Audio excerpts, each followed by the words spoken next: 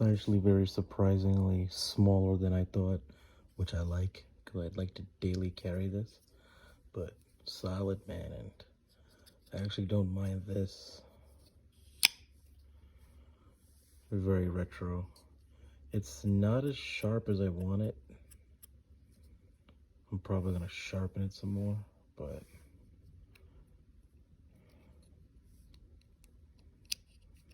one hand.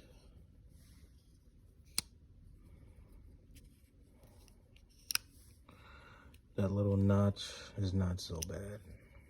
I mean, I don't have big hands, but it's pretty solid, bro. I'm actually kind of happy with this. And I got like a nice promo code I found on Google. I got like $10 off this. That made it even better. I think I really like this.